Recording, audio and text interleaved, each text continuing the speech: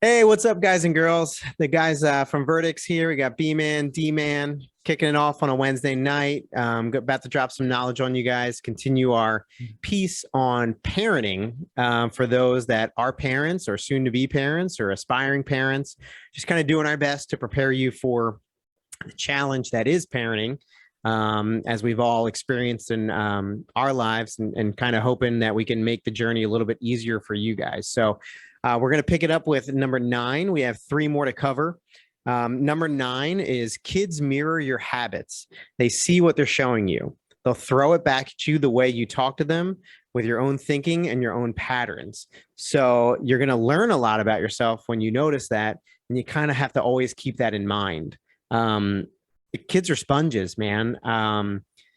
How you handle yourself in situations, the language that you use, the demeanor that you have, how you treat strangers, how you treat friends, what you do in the morning when you wake up, what you do when you go to sleep, how you handle stress, how you handle difficult situations. I mean, they literally are. I mean, that's why sometimes you hear people be like, he or she is literally your twin. Yeah, because that's literally, if they, if you're a stay-at-home mom and you're spending the first couple of years of your child's life with your child, 9 times out of 10 you're going to look at that child and be like, you are a spitting image of your mom. You are literally her twin, because what she's learned is everything that mom has done, right? Absolutely. And it's there's pluses and minuses. So my kids definitely have shorter tempers because I have a shorter temper. My kids definitely have a sarcastic tone and a tendency to talk back because I do that to them. I have a sarcastic. So they've learned that, but they've also learned a lot of positive things, to be friendly and outgoing because they see me be friendly and outgoing with folks.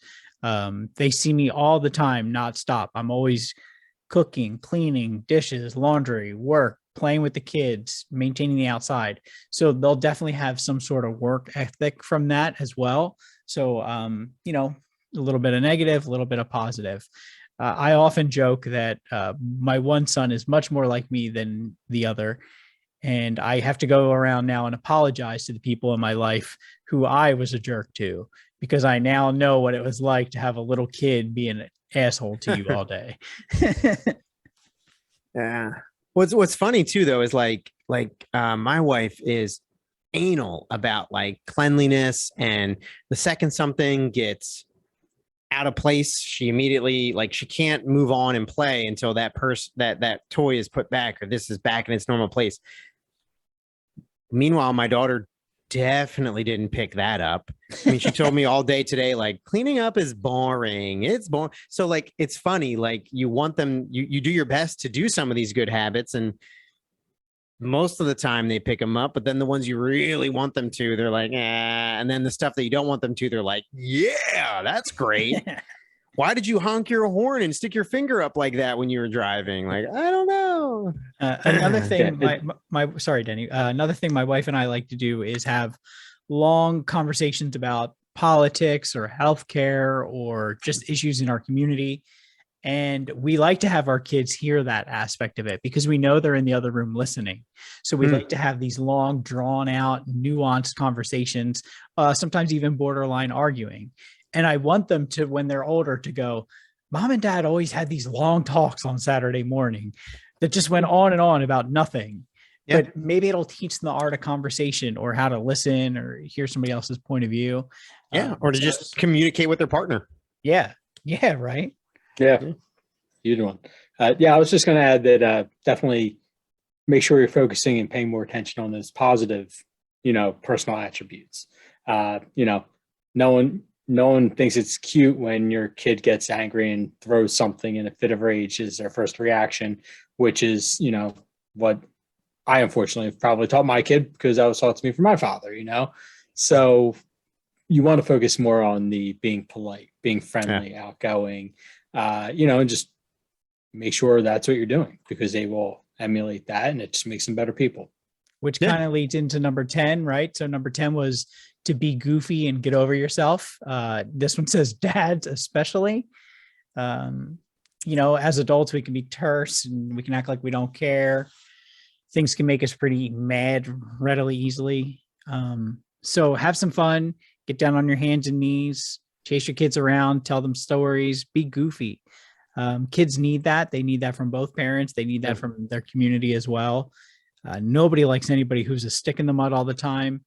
And I do think that regardless of the bad times or the negative memories your kids will have of you, if there are just one or two more good times, they're going to remember the times when you taught them how to play baseball in the yard or ghost in the graveyard, kick the can. Share goofy knowledge with your kids too. How else are they going to know how to like stick gum under a desk and shit? Hell yeah. I think being goofy too is it helps them be confident in who they are too, right? Like what's that saying? Like dance like no one's watching. Like if my little one wants to play follow the leader and the first thing she does is spins around and makes goofy noises in a crowded park, I'm not going to be the dad that's like, people are like, who cares? I'll dance. I'll play whatever game. I'll pretend to be a dragon. I'll pretend to be a thunderstorm that's chasing her inside the jungle gym. Like, I don't care who's watching. I don't care who sees me like that. That's what she wants. It's fun. It teaches her to have fun. It teaches her to not be self-conscious what anybody else thinks. Those are the things that she'll remember. If I'm just the dad that gets asked to do fun things and I'm too worried about what people are going to think about me when I do them, that's no fun.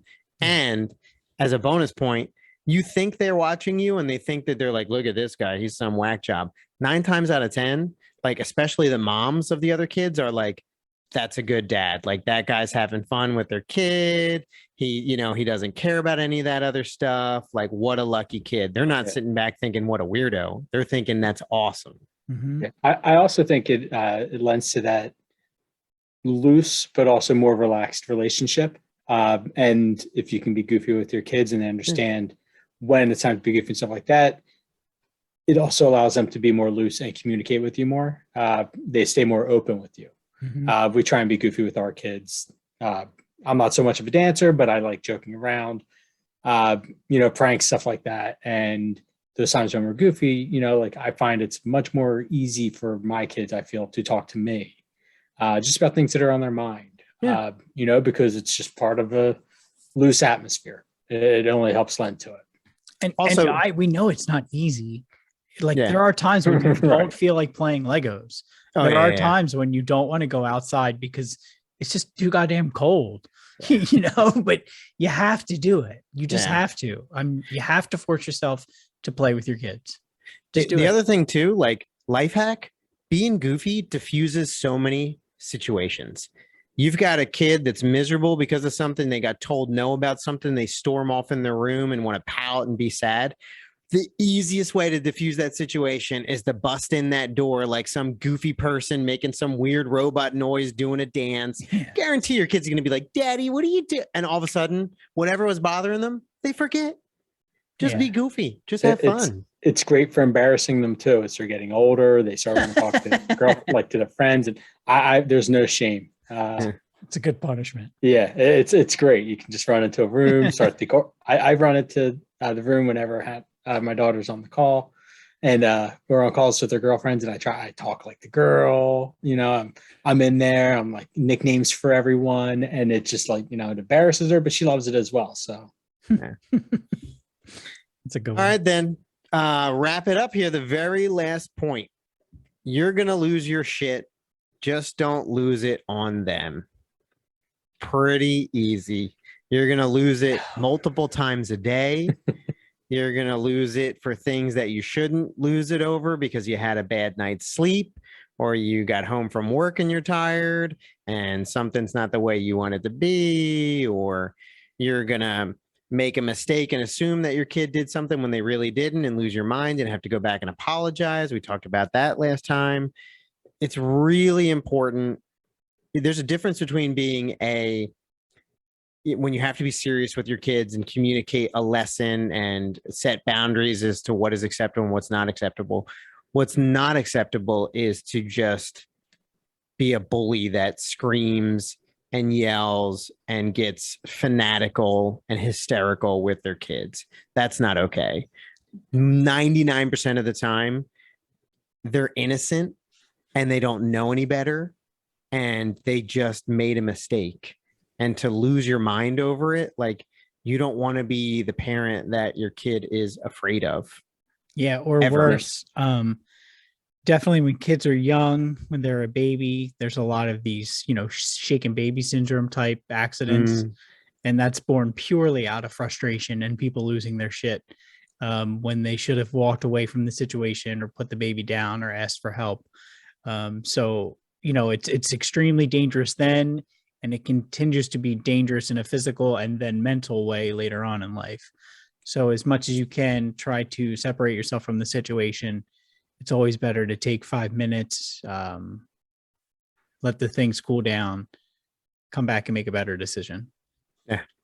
And on top of that, it also goes back to the first point we were talking about, they mirror your habits. So, two ways that can go. Your kid either despises you and is afraid of you for it, or your kid emulates that. And that's not something you want either. You don't want your kid growing up to behave that exact same way. Yeah. So it's always something, why all these points are important for all the same reasons, because there's interlapping and it all applies the same way. Yeah. Yeah. I think to wrap it up, I mean, I think I have written here a pretty good summary that a lot of the stress of parenting is self-imposed. Self-imposed in the sense that the majority of the time that you're going through something, you feel like you're the only one going through it. And that's just not the case. Everyone that's been a parent is going to go through overwhelmingly amount of the same stuff that you did. So it's not just you. It's supposed to be worthwhile and hard. And, it's something that's fulfilling. And if you really are in a bad situation, stressed out about it, don't know what to do, don't know where to turn to, you can always hit us up. And we're more than happy to talk to you in any forum or format that you're comfortable in. And if you're not comfortable talking to a bunch of dudes that like to hang out and talk about this stuff, I'm sure you got people in your life that you can talk to. And if you don't have people in your life that you can talk to, there are a lot of helplines and organizations that help parents in these sort of situations. And it's very important that you realize that no matter what, you're not alone. Yeah, we're here for you, and there are other people that are there for you too. So don't take yourself so serious. Have fun with it. It's the hardest job in the world, but it's also probably the best and most fulfilling job in the world. And don't wish it away. Don't sit here with like a 2-year-old and be like, or a 1-year-old and be like, oh my God, it's boring. I can't wait until they walk. Then when they walk, oh my God, I wish they could talk. And when they talk, next thing you know, they're a teenager and you've missed all of the good times and all that other stuff. Just take it as it comes, relax, have fun with it, and enjoy the ride. Yeah. It's magic Absolutely. for a couple of years. Yeah, it really is. Yeah. All right. Well, that was a good one. Join us next time. Till then, shields up.